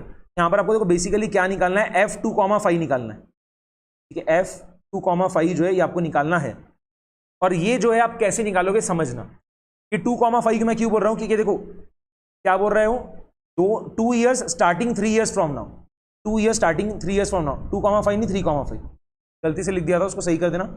2,5 नहीं बोलेंगे, क्या बोलेंगे 3,5। स्टार्ट कब हो रहा है, 3 साल के बाद, स्टार्टिंग 3 years फ्रॉम नाउ, और कितना टाइम पीरियड के लिए, 2 साल के लिए, तो 3 + 2 करने में क्या होगा 5 आएगा। अब देखो यहाँ पर आप क्या करो, 5 years मैच्योरिटी वाले बॉन्ड्स का जो यील्ड है वो आप पहले देख लो क्या है, 6% है, और 3 years मैच्योरिटी वाले बॉन्ड्स का जो यील्ड है वो क्या है 5% है। 3 ईयर्स मैच्योरिटी वाले बॉन्ड्स का यील्ड कितना है 5% है, और 5 ईयर्स मैच्योरिटी वाले बॉन्ड्स का यील्ड क्या है 6% है। अब यहां पर आप फॉर्मूला कैसे बनाओगे, 1 प्लस क्या करोगे आप, 5 है ना, यहां पर जो बड़ा नंबर हो क्या है 5 है, यहां पर 3,5 में बड़ा नंबर क्या है 5, तो 5 ईयर्स मैच्योरिटी वाले बॉन्ड्स का यील्ड कितना है 6% है ना, तो उस पर डेसिमल लिख दो, तो 1 plus 0.06 whole to the power 5, समझा, 1 plus 0.06 whole to the power 5 divided by 1 plus, अब 3 ईयर्स मैच्योरिटी वाले बॉन्ड का यील्ड क्या है 5% है, तो 1 plus 0.05 whole to the power 3 आपने लिख दिया, क्या आ रहा है देखो 1.06 to the power 5 divided by 1.05 to the power 3 whole to the power, ध्यान से देखना क्या आएगा यहां पर आपका 1/2, यहां पर क्या आएगा आपका 1/2 आएगा, ठीक है। ये 1/2 क्यों बोल रहे हैं, क्योंकि यहां पर गैप जो है क्या है 2 साल का है, यहां पर गैप जो है क्या 2 साल का है, यहां पर पावर क्या आएगा आपका 1/2, अगर 3 साल का गैप रहता तो 1/3, 4 साल का गैप रहता तो 1/4, अब यहां पर 2 साल का गैप है तो क्या रूल क्या 1/2, ठीक है, और बाद में -1, ओके, वही चीज पूरा किया है देख लो, तो 1.06 to the power 5 divided by 1.05 का cube whole to the power 1/2, और ये 1 जो यहाँ जाकर क्या होगा -1 हो जाएगा, ये जब आप पूरा सॉल्व करोगे तो क्या होगा 7.52% आएगा, ओके। तो सर फॉर्मूला यूज में लेना और कुछ नहीं है। क्वेश्चन नंबर 5 देखना, if an investor is looking to invest for 2 years starting 5 years from now, आज से 5 साल के बाद हम क्या करेंगे, इन्वेस्ट करेंगे, कितने साल के लिए 2 साल के लिए, यहाँ पर अब क्या करना पड़ेगा देखो F5,7 है ना, यहाँ पर देखो 7 ईयर्स मैच्योरिटी और 5 ईयर्स मैच्योरिटी वाले बॉन्ड्स का यील्ड क्या है वो देख ले रहे, 7 ईयर्स वाली का 6.40% है और 5 ईयर्स वाली का क्या है 6% है। यहां पर फिर से क्या करेंगे देखो 1 प्लस 7 ईयर्स मैच्योरिटी वाले बॉन्ड्स का यील्ड क्या है 6.40%, तो डेसिमल में क्या होगा 0.064, तो 1.064 to the power 7, 1.064 to the power 7 divided by 5 years maturity वाले बॉन्ड्स का यील्ड क्या है 6%, तो 1.06 टू द पावर 5 क्या होगा डिनोमिनेटर में आ जाएगा, and whole to the power पूरे इसमें पावर क्या होगा 1/2 और बाद में -1, वही चीज लिखा है देख लो, तो 1.064 टू द पावर 7 ये न्यूमरेटर में लिख दिया divided by 1.06 to the power 5 whole to the power, ये पूरे इसका पावर क्या है 1/2, और यहाँ पर हम पावर में 1/2 की लिख रहे हैं क्योंकि गैप क्या है 2 साल का, यहाँ पर हम 2 साल के लिए इन्वेस्ट कर रहे हैं ना, इसके लिए क्या लिख रहे हैं 1/2, अगर हम 3 साल के लिए इन्वेस्ट करते तो 1/3, 4 साल के लिए इन्वेस्ट करते तो 1/4, वैसा क्या होगा पावर 1/2, और ये 1 जो है यहाँ जाके क्या होगा -1 हो जाएगा, यहाँ पर जाके क्या होगा -1 हो जाएगा, तो जब आप पूरा सॉल्व करोगे तो क्या होगा 7.41% आ जाएगा, ऑप्शन नंबर ए, ओके। इसके बाद केस सिनेरियो 23 जो है उसको देखना, तो यहां पर आपको ये पूरा डेटा देखो पूरा दे रखा है, और क्या निकालना है आपको, पहला question 10% bonds must have issued in the month of, तो यहां पर आप देखो कौन कौन सा अभी इंफॉर्मेशन हम यूज में लेंगे, 8% डिबेंचर्स कितना दिया 125 लाख, 10% बॉन्ड्स ब्रैकेट में 2022 दे रखा है कितना है 50 लाख, और साथ में आपको एक चीज क्या दिया इफेक्टिव इंटरेस्ट रेट दिया कितना है 8%। यहां पर आप देखो पूरा मिला के जो इंटरेस्ट एक्सपेंस है वो आप कैसे निकालोगे, तो यहां पर जो आपकी एक्सटर्नल लाइबिलिटीज है, ठीक है, जिसके ऊपर आपको इंटरेस्ट देना पड़ रहा है वो पूरा मिला के कितना है 125 प्लस 50 कितना हो गया 175 लाख, और इफेक्टिव इंटरेस्ट रेट कितना है आपका 8% है, इंटरेस्ट एक्सपेंस कितना होगा 175 मल्टीप्लाइड बाय 8%, 175 मल्टीप्लाइड बाय 8% कितना आ रहा है 14 लाख आ रहा है, यहां पर देखो हमने वो चीज लिख के बता दी, ओके। अब देखना कि 8% डिबेंचर्स तो हम मान रहे पूरे साल भर आउटस्टैंडिंग थे, इसके ऊपर जो पूरा साल भर का इंटरेस्ट हो कितना आएगा 125 मल्टीप्लाइड बाय 8%, और जो 10% बॉन्ड्स है वो हम मान रहे हैं कि x मंथ्स के लिए आउटस्टैंडिंग थे, कितना टाइम पीरियड के लिए आउटस्टैंडिंग थे x मंथ्स के लिए, तो इनके ऊपर जो इंटरेस्ट हो क्या आएगा 50 multiplied by 10% multiplied by x by 12, तो पूरा मिला के जो इंटरेस्ट एक्सपेंस हो कितना होगा देखो 125 multiplied by 8% plus 50 multiplied by 10% multiplied by x by 12 and that should be equals to 14, तो यहाँ पर आपका इक्वेशन बन गया, वही चीज देखो मैंने लिख रखी 125 multiplied by 8% plus 50 multiplied by 10% multiplied by x by 12 that should be equals to 14, इस इक्वेशन को आप सॉल्व करोगे तो क्या होगा x का वैल्यू मिल जाएगा, 125 मल्टीप्लाइड बाय 8% क्या होगा 10 आएगा, और ये क्या होगा 5 हो जाएगा, तो 5x अपॉन 12, अब ये 10 यहाँ जाके क्या होगा -10 हो जाएगा, तो 14 - 10 कितना हो गया 4, ये 12 यहाँ जाकर मल्टीप्लिकेशन में आ जाएगा, तो 4 मल्टीप्लाइड बाय 12 कितना होगा 48, और डिवाइड बाय 5 करने में क्या हो रहा है 9.6 आ रहा है, ठीक है। तो जो 10% बॉन्ड्स है वो 9.6 मंथ्स तक हमने क्या करा है होल्ड करके रखे, इसका मतलब उनको हमने खरीदा कब होगा, तो आप क्या करो 31 मार्च 2023 में से क्या करो 9.6 मंथ्स लेस कर दो, ठीक है, 9.6 मंथ जब आप लेस करोगे तो क्या आएगा आपका जून मंथ में हमने कभी तो भी खरीदा होगा निकल के आएगा, उसने यही पूछा था ना, डेट नहीं पूछा था, उसने क्या पूछा था कौन से मंथ में हमने खरीदा है, ठीक है, सॉरी खरीदा नहीं इश्यू किया है, यहाँ पर हम इंटरेस्ट दे रहे हैं ना, ठीक है, तो गलती हो गई बोलने में, उसको सही कर देना। यहाँ पर क्या हो रहा है देखो आपको उसने क्या पूछा है क्वेश्चन में कि हमने 10% बॉन्ड्स जो है कब इश्यू किए, कौन से मंथ में इश्यू किया निकाल के बताना है। यहाँ पर क्या हो रहा है वो 10% बॉन्ड्स इश्यू कर रहे हैं, हमें 9.6 मंथ्स हो चुके हैं, इस इक्वेशन को जब आप पूरा सॉल्व कर रहे हो तो x आपका 9.6 मंथ्स आ रहा है, तो 10% बॉन्ड्स इश्यू किए 9.6 मंथ्स हो चुके हैं, तो आप कौन से मंथ में हमने 10% बॉन्ड्स इशू किया गया होगा, कैसे निकालोगे? 31 मार्च 2023 में से 9.6 मंथ लेस करना है, तो क्या होगा? जून मंथ में कोई तो भी डेट को हमने क्या करा होगा, 10% बॉन्ड्स इशू किया होगा। आपका आंसर आ गया जून 2022। ठीक है, समझ में आ गया? क्योंकि देखो क्या होगा, 2023 के 3 महीने आप उड़ा दोगे, फिर 2022 के आप 6 महीने उड़ा दोगे, तो क्या हो गया? जुलाई मंथ तक तो आपका पूरा हो गया। अब जून महीने में, ठीक है, जून महीने में भी क्या करना है आपको? 0.6 मंथ्स उड़ाना है। तो जून महीने में कभी तो भी आपने क्या करा होगा? 10% बॉन्ड्स इशू किया होगा। ठीक है, तो क्या होगा यहाँ पर आपका आंसर ऑप्शन नंबर बी आएगा। सिंपल क्वेश्चन था एकदम। इसके बाद amount of retained earnings for the financial year 2023 approximately is. ये वाला क्वेश्चन वैसे मैंने सुपर 60 क्वेश्चंस में भी कवर कर रखा है और उसको मैंने वहां पर भी आपको पूरा सॉल्व करके बताया। तो यहाँ पर हम क्या करेंगे, अब इनकम स्टेटमेंट बनाएंगे। तो यहाँ पर देखना, आपको टोटल एसेट्स दिया 600 और एसेट टर्नओवर रेशियो दिया 1.1। आपका सेल्स कितना होगा? 600 मल्टीप्लाइड बाय 1.1 यानी कितना होगा? 660 लैक्स। अब सेल्स में से आप क्या करोगे? ऑपरेटिंग एक्सपेंसेस लेस कर दोगे। इसलिए आपको देखो ऑपरेटिंग मार्जिन दिया 10%। तो अगर सेल्स 660 लैक्स है तो ऑपरेटिंग प्रॉफिट जो है वो कितना होगा? 660 मल्टीप्लाइड बाय 10% कितना? 66 लैक्स। ऑपरेटिंग एक्सपेंसेस जो है वो कितना होगा? 660 मल्टीप्लाइड बाय 660 माइनस 66।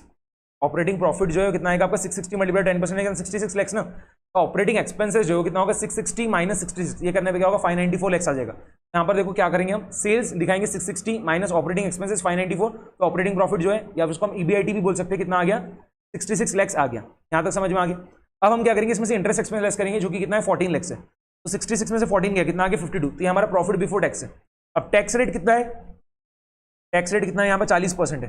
तो टैक्स कितना आ जाएगा? देखो 52 मल्टीप्लाइड बाय 40% यानी कितना? 20.8। तो प्रॉफिट आफ्टर टैक्स कितना होगा? 52 माइनस 20.8 यानी 31.2 लैक्स।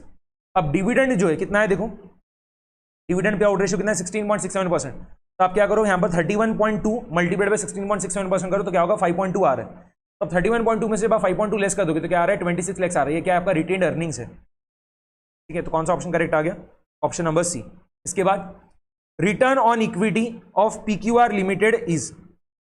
रिटर्न ऑन इक्विटी पूछा है। रिटर्न ऑन इक्विटी कैसे निकलेगा? Profit after tax divide by shareholders fund, equity shareholders fund multiplied by 100। यहाँ पर प्रॉफिट आफ्टर टैक्स जो है कितना आया था? 31.2। इक्विटी शेयर होल्डर्स फंड कितना है? 100 प्लस 300 यानी कितना? 400 है। कर लो 31.2 डिवाइडेड बाय 400 मल्टीप्लाइड बाय 100 कितना आ रहा है? 7.8% आ रहा है। कौन सा ऑप्शन है? Option number D. ठीक है, इसके बाद सस्टेनेबल ग्रोथ रेट निकाल के बताना है। तो सस्टेनेबल ग्रोथ रेट निकालने का फॉर्मूला क्या होगा? B multiplied by R. B मतलब क्या होता है? Retention ratio. आर मतलब क्या होता है? Return on equity. Return on equity हमने ऑलरेडी निकाल रखा है, कितना? 7.80% है। अब रिटेंशन रेशियो कैसे निकालोगे आप? 100% minus dividend pay out ratio. Dividend pay out ratio कितना है? 16.67%। तो 100 माइनस 16.67 ये करने पे क्या हो रहा है? 83.33 आ रहा है। ठीक है, 83.33%। आपका जो ग्रोथ रेट हो गया होगा 83.33% multiplied by return on equity कितना है? 7.8%। डेसिमल कितना हो जाएगा? 0.078। तो देखो 83.33 मल्टीप्लाइड बाय 0.078 ये करने पे क्या हो रहा है? 6.50 आ रहा है। अगर आप 2 डेसिमल प्लेसेस तक निकाल रहे हो तो 6.50%। कौन सा ऑप्शन है? Option number B. इसके बाद fair price of share of PQR limited using dividend discount model shall be approximately. तो फॉर्मूला क्या यूज में लोगे आप? D1 अपॉन RE माइनस जी। D1 कैसे निकलेगा? D0 multiplied by 1 plus ji. D0 कैसे निकलेगा? देखो यहाँ पर पूरा मिला के जो डिविडेंड बांटा जा रहा है वो कितना? 5.2 लैक्स है। और कितने शेयर्स आउटस्टैंडिंग है वो कैसे निकालोगे? देखो इक्विटी शेयर कैपिटल कितना? 100 लैक्स है एंड फेस वैल्यू पर शेयर कितना? 10 है। तो नंबर ऑफ शेयर्स आउटस्टैंडिंग कितना रहेगा आपका? यहाँ पर 100 लैक्स डिवाइडेड बाय 10 यानी कितना? 10 लैक्स। पूरे मिला के कितने शेयर आउटस्टैंडिंग है? 10 लैक्स शेयर आउटस्टैंडिंग है। तो डिविडेंड पर शेयर कितना होगा? 5.2 डिवाइडेड बाय 10 कितना होगा? 0.52। डिविडेंड पर शेयर जो है कितना आ गया? 0.52। तो ये D0 आया। D1 क्या होगा? 0.52 मल्टीप्लाइड बाय ब्रैकेट में 1 प्लस जी और ग्रोथ रेट क्या है आपका? 6.5%। तो 0.52 मल्टीप्लाइड बाय 1.065 कोई चीज लिखा है देखो 0.52 multiplied by 1.065 whole divided by 15%। ठीक है, रिक्वायर्ड रेट ऑफ रिटर्न जो इन्वेस्टर्स का वो कितना है? 15% है और ग्रोथ रेट कितना है? 6.5% है। तो डिनोमिनेटर में क्या आएगा? 15% माइनस 6.5%। इसको आप पूरा सॉल्व कर लो, आपका आंसर ही आ जाएगा। तो 0.52 multiplied by 1.065 divided by 15% minus 6.5% क्या होगा आपका? 8.5% होगा। तो डिवाइड कर दो 8.5% से क्या आ रहा है? 6.52 आ रहा है। अगर आप 2 डेसिमल प्लेसेस तक निकाल रहे हो तो 6.52 आ रहा है। सबसे क्लोज कौन सा है आपका? ऑप्शन नंबर डी है। यहाँ पर कौन सा ऑप्शन सबसे क्लोज है? Option number D. ठीक है, केस सिनेरियो 24 जो इसको देखना। An Indian exporting firm Rohit and brothers exported goods worth $1 million to an importer in Sydney. Rohit and brothers are worried about likely depreciation of Australian dollars in near future as it is likely that the export sum will be received after 3 months. Today as such there is no derivative contract available in Australian dollars to hedge itself from such depreciation. आपको जो spot rate दे रखा है क्या है ₹56 पर Australian dollar, और 3 months interest rate जो है इंडिया और ऑस्ट्रेलिया का दे रखा है। इंडिया का है 12% पर एनम, ऑस्ट्रेलिया का है 5% पर एनम। जब भी आपको क्या करा है, दोनों करेंसीज का इंटरेस्ट रेट दे रखा है, ठीक है, और आपको क्या करना है, अपने आप को हेज करना है। यहाँ पर आप क्या कर सकते हो, मनी मार्केट हेज जो है उसको यूज में ले पाओगे। देखना आगे क्वेश्चन उसका ही रहेगा। क्या पूछा है, dash hedging technique can be used by Rohit and brothers to hedge itself against the risk of depreciation of Australian dollars. Money market cover या money market hedge, option number D. इसके बाद suppose if Rohit and brothers want to borrow some amount in Australian dollars in such a manner that the receivable amount can be used to repay the amount borrowed along with interest, the amount to be borrowed by Rohit and brothers shall be approximately।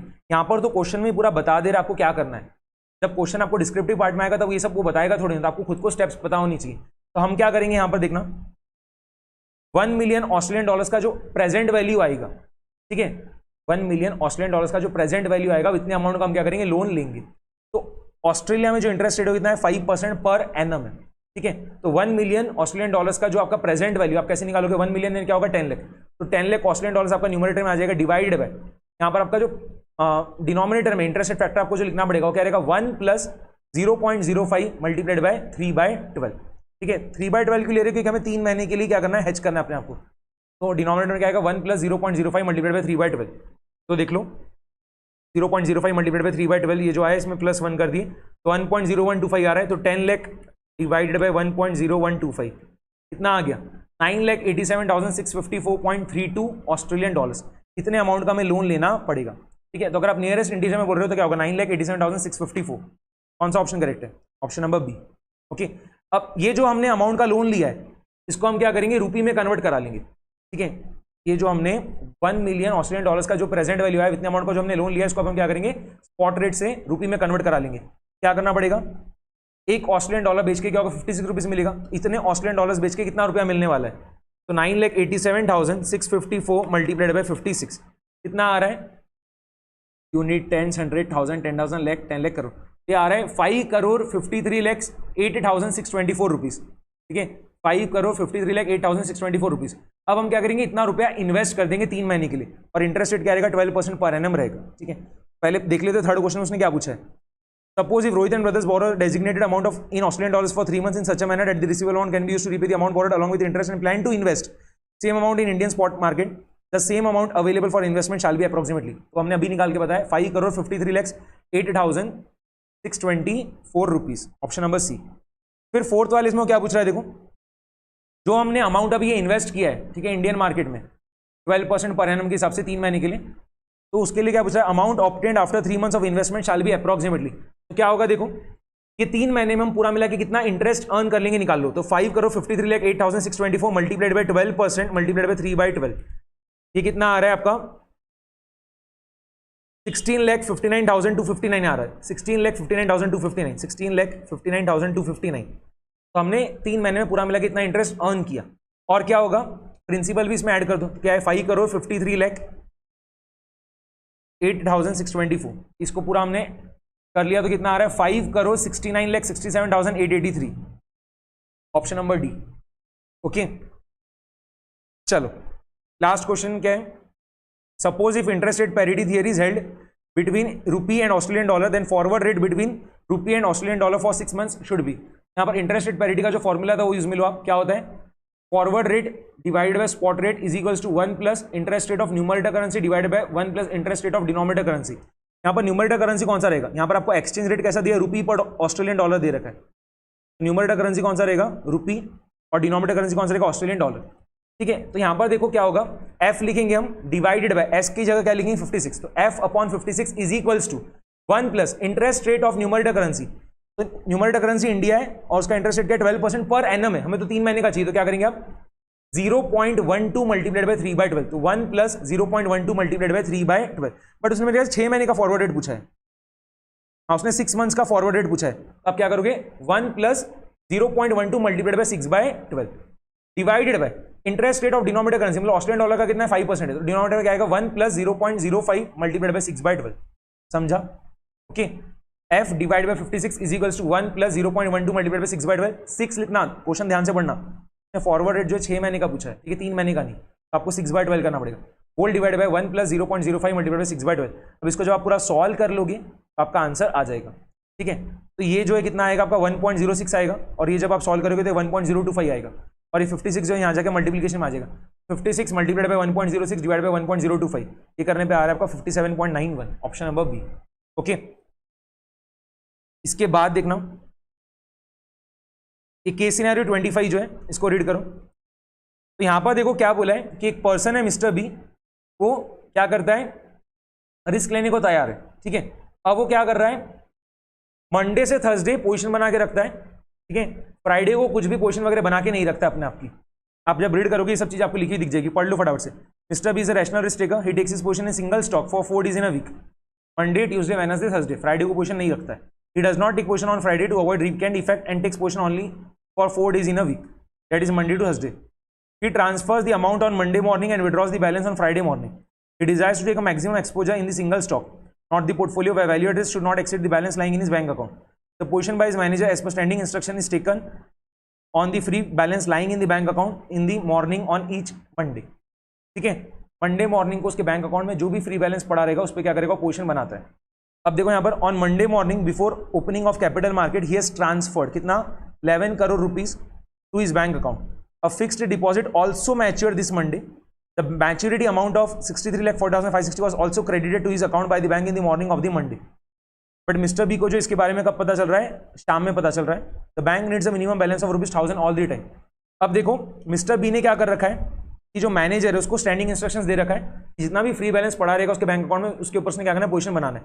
तब 11 करोड़ रुपए थे, उसके अलावा एक FD mature उसका 63,40,560 rupees और आया। तो क्या करोगे आप, 11 करोड़ में 63,40,560 ऐड कर दोगे, कितना आ रहा है 11 करोड़ 63,40,560 आ रहा है। बट 1,000 रुपए का तो बैलेंस आपको बैंक में रखना ही पड़ेगा, इसमें से क्या करोगे -1,000, कितना आ रहा है 11 करोड़ 63,41,560 रुपीज आ रहा है। इतने अमाउंट पे वो क्या करेगा, पोजीशन बना सकता है। क्या पूछा है क्वेश्चन देखो, available amount which can be used by mister B for potential exposure for 4 days on Monday morning shall be, वही है क्या आएगा 11 crore 63,41,560 rupees, option B. Okay, question number 2 देखना। The Z score at a 99% confidence level for mister B is value at risk is 99% confidence interval पे जो Z score क्या होता है 2.33 होता है, ध्यान रखना 2.33, तो ऑप्शन नंबर सी, ध्यान रखना पड़ेगा आपको। ओके, इसके बाद एक्सपेक्टेड रिटर्न पूछा है फॉर द स्टॉक एक्स। अब ये आपका पोर्टफोलियो मैनेजमेंट का क्वेश्चन हो गया। यहाँ पर देखो 2 स्टॉक है, एक स्टॉक एक्स है और एक स्टॉक वाई है, दोनों का रिटर्न और उनकी रिस्पेक्टिव प्रोबेबिलिटीज आपको दे रखी है। अब उसने क्या करा, एक्सपेक्टेड रिटर्न पूछा है स्टॉक एक्स का। एक्सपेक्टेड रिटर्न कैसे निकालोगे, summation of probability multiplied by return. तो आप क्या करोगे 0.10 multiplied by 6 plus 0.25 multiplied by 7 plus 0.30 multiplied by 7 plus 0.25 multiplied by 9 plus 0.10 multiplied by 10। ये जब आप पूरा करोगे तो कितना आ रहा है देख लो। यहाँ पर देखो हमने ये लिख के मैंने आपको बताया अभी 0.1 multiplied by 6 plus 0.25 multiplied by 7 plus 0.3 multiplied by 8 plus 0.25 multiplied by 9 plus 0.1 multiplied by 10 आ रहा है 8% आ जाएगा। फिर उसने एक्सपेक्टेड रिटर्न जो स्टॉक वाई का भी पूछा है, सेम तरीके से कर लो कि क्या होगा 0.1 multiplied by 4 plus 0.2 multiplied by 6 plus 0.4 multiplied by 8 plus 0.2 multiplied by 10 plus 0.1 multiplied by 12। ये करने में भी क्या आ रहा है देख लो, यही सेम चीज यहाँ पर मैंने पूरा लिखा है और ये कितना आ रहा है आपका 8% ही आ रहा है। एक्सपेक्टेड रिटर्न आपका दोनों ही स्टॉक्स का क्या आ रहा है, सेम आ रहा है। आगे, in which stock should Mister B invest in to maximize his returns while maintaining his value at risk within acceptable limits। तो यहाँ पर अब देखे जाए तो आपका एक्सपेक्टेड रिटर्न दोनों ही स्टॉक्स का सेम है, तो यहाँ पर आपको क्या करना पड़ेगा, अब स्टैंडर्ड डिविएशन भी पहले निकालना पड़ेगा स्टॉक एक्स और स्टॉक वाई का, और बाद में आप क्या करोगे कोएफिशिएंट ऑफ वेरिएशन निकाल लोगे, और जो भी स्टॉक का आपका कोएफिशिएंट ऑफ वेरिएशन कम आएगा उसको हम क्या करेंगे, चूज करेंगे। ओके, तो यहाँ पर देखो स्टैंडर्ड डिविएशन कैसे निकलेगा, यहाँ पर जो हम फॉर्मूला यूज में लेंगे वो क्या रहेगा, स्क्वायर रूट के अंदर summation of P multiplied by R minus R bar का होल स्क्वायर। यहाँ पर हम क्या करेंगे, पूरा टेबल बनाएंगे, तो हम क्या करेंगे, एक कॉलम रहेगा पी का, एक कॉलम रहेगा आर का, फिर एक कॉलम रहेगा आर माइनस आर बार का, फिर एक कॉलम रहेगा आर माइनस आर बार का स्क्वायर का, और फिर आखिरी कॉलम रहेगा P multiplied by R minus R bar का होल स्क्वायर। ठीक है, आर बार क्या होता है यहाँ पर आपका एक्सपेक्टेड रिटर्न, और हमने ऑलरेडी जो आपका स्टॉक एक्स है उसका एक्सपेक्टेड रिटर्न निकाल रखा है कितना 8% है। तो आर माइनस आर बार देखो क्या होगा 6 माइनस 8 कितना हो गया -2, फिर 7 माइनस 8 कितना हो गया -1, 8 माइनस 8 0, 9 माइनस 8 1, 10 माइनस 8 करने पे क्या हो रहा है 2r। अब r माइनस आर बार का स्क्वायर तो -2 का स्क्वायर 4, -1 का स्क्वायर 1, 0 का स्क्वायर 0, 1 का स्क्वायर 1, 2 का स्क्वायर 4। ओके, फिर p multiplied by r minus R bar का होल स्क्वायर तो क्या होगा देखो 0.1 मल्टीप्लाइड बाय 4 0.4 हो गया, 0.25 multiplied by 1 0.25, 0.30 multiplied by 0 0, 0.25 multiplied by 1 0.25 0.10 multiplied by 4 कितना 0.4। इसको जब आप ऐड कर लोगे समेशन निकालना पड़ेगा ना, क्या होगा यहाँ पर ये आपका 1.3 आ रहा है, तो 1.3 का स्क्वायर रूट आप करोगे कितना आ रहा है 1.14% आ रहा है। तो स्टॉक एक्स का जो स्टैंडर्ड डिवीजन 1.14% है। ओके, वैसे ही आप क्या करोगे स्टॉक वाई का स्टैंडर्ड डिवीजन निकालोगे सेम तरीके से पूरा। तो वो जो आपका आ रहा है वो देखो यहाँ पर मैंने आपको पूरा निकाल के बताया भी है, वो कितना आ रहा है, तो summation of P multiplied by R minus R bar का होल स्क्वायर कितना आ गया 4.8 आ रहा है। तो 4.8 का जो स्क्वायर रूट है वो कितना हो गया 2.19%। ठीक है, हमने जो स्टॉक वाई उसका भी स्टैंडर्ड डिवीजन निकाल लिया। अब आप क्या करो दोनों का कोएफिशिएंट ऑफ वेरिएशन निकालो, कैसे निकलेगा standard division upon expected return करके। तो स्टॉक एक्स का क्या होगा देखो स्टैंडर्ड डिवीजन जो है कितना है 1.14 है और एक्सपेक्टेड रिटर्न कितना 8 है, तो 1.14 डिवाइडेड बाय 8 मल्टीप्लाइड बाय 100 वैसा भी कर सकते हो, मल्टीप्लाइड बाय 100 नहीं करना है मत करो, 1.14 डिवाइडेड बाय 8 ये करने पे क्या हो रहा है 0.1425 आ रहा है। ठीक है, और कोएफिशिएंट ऑफ वेरिएशन जो स्टॉक वाई का क्या होगा, तो स्टैंडर्ड डिवीजन जो स्टॉक वाई का कितना 2.19 है और एक्सपेक्टेड कितना 8 है, तो 2.19 डिवाइड बाय 8 कितना आ रहा है 0.27375। कोएफिशिएंट ऑफ वेरिएशन जो है स्टॉक वाई का कितना आ रहा है 0.27375। तो कोएफिशिएंट ऑफ वेरिएशन किसका कम है, स्टॉक एक्स का कम है। यहाँ पर हम क्या करेंगे स्टॉक एक्स को चूज करेंगे। मिस्टर बी जो है अपना रिटर्न मैक्सिमाइज करने के लिए क्या करेगा, while maintaining is value at risk with in acceptable limits क्या करेगा वो स्टॉक एक्स को चूज करेगा। ओके, यहाँ पर डिस्क्रिप्टिव पार्ट में वो और एक चीज पूछता है, वो ऑलरेडी मैंने सुपर 60 क्वेश्चंस में डिस्कस कर रखा है कि आप यहाँ पर कितना अमाउंट का एक्सपोजर स्टॉक एक्स और स्टॉक वाई में ले पाओगे, वो भी पूछता है वो। ठीक है, तो वो भी हम क्या करेंगे वैल्यू एट रिस्क निकालने को पूछता है कि वैल्यू एट रिस्क निकालने को बोलता है स्टॉक एक्स और स्टॉक वाई का। ठीक है, कितने अमाउंट का एक्सपोजर नहीं, कितना आपका वैल्यू एट रिस्क रहेगा 99% कॉन्फिडेंस इंटरवल में स्टॉक एक्स और स्टॉक वाई का, वो भी आपको निकालने को बोलता है। वो ऑलरेडी हमने डिस्क्रिप्टिव पार्ट के क्वेश्चंस में कर रखा है। सुपर 60 क्वेश्चंस में सेकंड वाला जो क्वेश्चन रिस्क मैनेजमेंट का वो वैसा ही है, पूरी सेम फिगर्स है। ओके,